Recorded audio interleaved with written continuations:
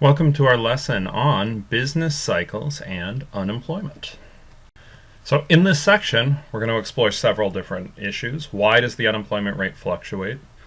I have good and bad unemployment here in quotation marks. I don't know that it's good to be unemployed. But there's certainly some types of unemployment that are expected, and for an economy they're healthy to have some types of unemployment. And there's other that are not healthy and not good for the individual or for the economy. We'll talk about both of those types of unemployment, a little bit about the factors that determine the unemployment rate, and more.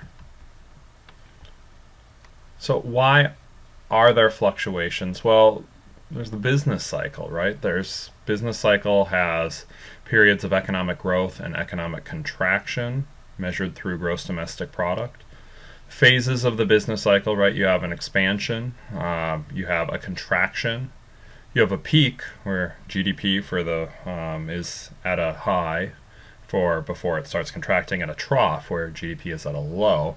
And the unemployment rate varies along with the gross domestic product. It's not a perfect relationship, but when gross domestic product decreases, unemployment rate typically is increasing. As GDP is increasing, unemployment rate can often decrease, but it's a little bit slower. But the business cycle you'd measure with gross domestic product, you'll also see a similar relationship, but inverse with the unemployment rate. So as mentioned, the four phases of the business cycle: the peak, recession, or you could say contraction, where GDP declines, rise in the unemployment rate, trough, and an expansion.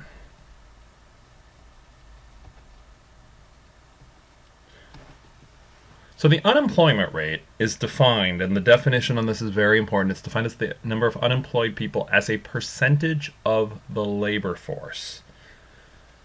So the unemployment rate, when it's too high, the gross domestic product lost by the U.S. economy can be really substantial, right? When you're employed, you're producing things that count towards gross domestic product.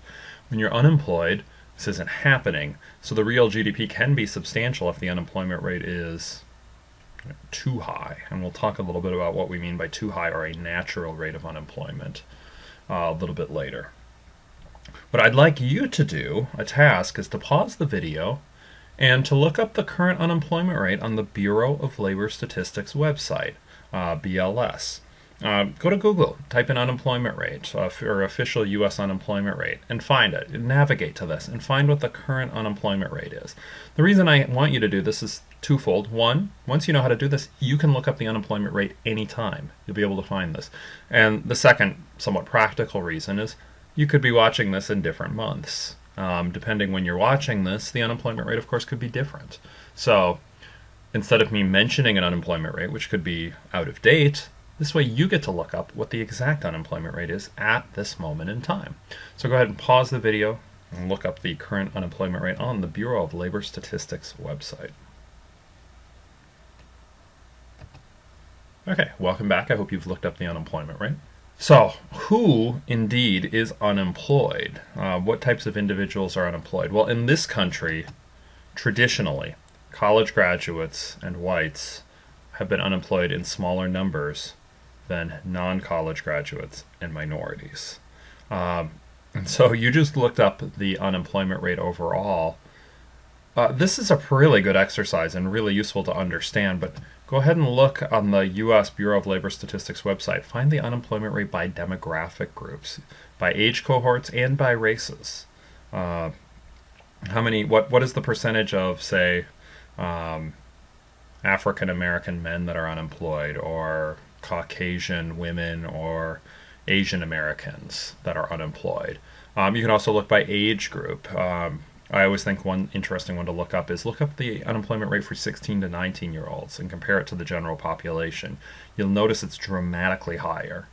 Big reason for that, of course, is the minimum wage, which prevents firms from perhaps paying the market value to some of the lower skilled